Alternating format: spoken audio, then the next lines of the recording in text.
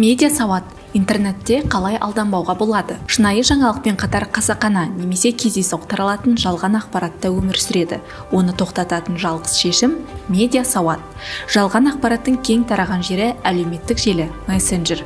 Желіні қолданатындардың көбі жастар, ал жастарды тәрбиелеуде мұғалімдердің атқаратын рөлі өте зор. Ұстаз медиа сауатты болса, бүтін бір ұрпақтың сауатын ашуға болады. Енді не істемек керек? Жалған ақпаратқа қалай ұрынбауға болады? Оны түсіндіру үшін Айжан мұғалімді мысалға келтірейік. Оған әріптестерінің чатынан ертең елде локдаун болады екен. Үйден шығармауы мүмкін. Президент хабарламады деген хат келді. Оны оқыған Айжан мұғалім таң қалды. Бұл мәліметті туыстарының чатына жіберуді ойлады. Бірақ таратпас бұрын ақпараттың рас өтірігін тексерейін деп шешті. Дұрыс. Оны тексеру үшін жай ғана Google іздеу жүйесіне жазды. Локдаун болады деген мәлімет таппады. Президенттің ресми сайтына кіріп іздеді.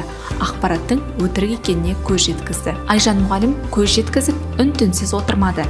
Әріптестерінің чатына ол ақпараттың жалған екенін ескертіп, өшіруді талап етті. Жалған ақпаратты көрсеңіз үндемей қалмаңыз. Ескертіңіз. Бұл сіздің қоғам алдындағы жауапкершілігіңіз, әрі жанашырлығыңыз.